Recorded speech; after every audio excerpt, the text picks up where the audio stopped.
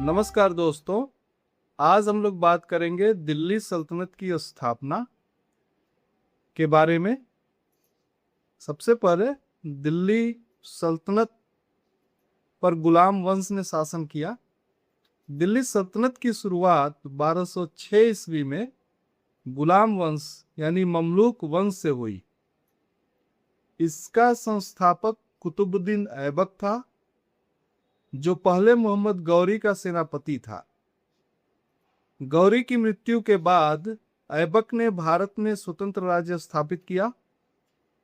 उसके बाद इल्तुतमिश ने दिल्ली सल्तनत को मजबूत आधार दिया और स्पष्ट किया कि उत्तर भारत अब एक स्वतंत्र मुस्लिम राज्य रहेगा, यानी उसका कोई संबंध गौर राज्य से नहीं होगा।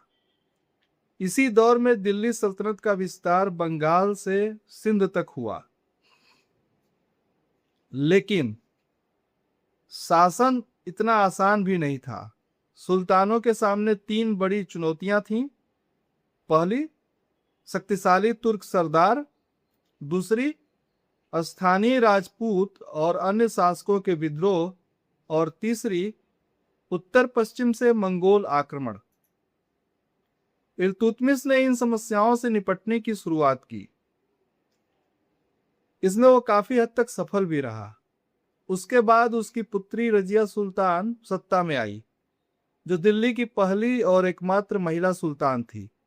हालांकि उसका शासन अल्पकालिक रहा।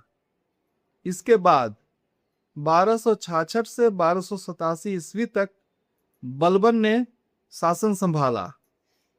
वह दिल्ली सल्तनत का सबसे शक्तिशाली शासक बनकर उभरा।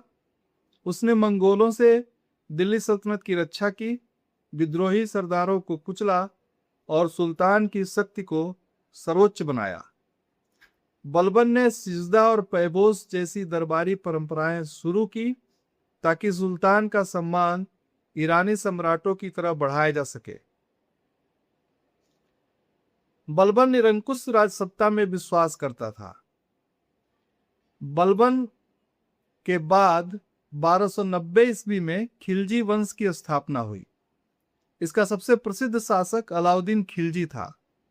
वह एक महत्वाकांक्षी और शक्तिशाली शासक था, जो पूरे भारत पर अपना प्रभुत्व स्थापित करना चाहता था। अलाउद्दीन ने 3 बड़े काम किए। सबसे पहले उसने सरदारों की शक्ति पर नियंत्रण कायम किया, मंगोलों को पीछे ढकेला दूसरे नंबर पे, और तीसरे नंबर पे दक्षिण और राजस्थान में विजय अभियान चलाया। उसने विशाल सेना बनाई और उसके खर्च के लिए दोआब क्षेत्र में भूमि कर बढ़ाया।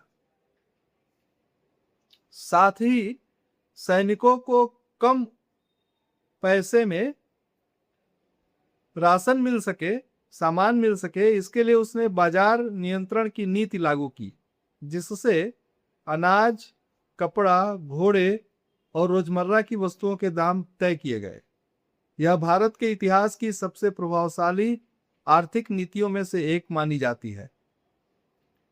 सैन्य दृष्टि से अलाउद्दीन ने गुजरात, मालवा, रणथंभौर और चित्तौड़ पर विजय प्राप्त की।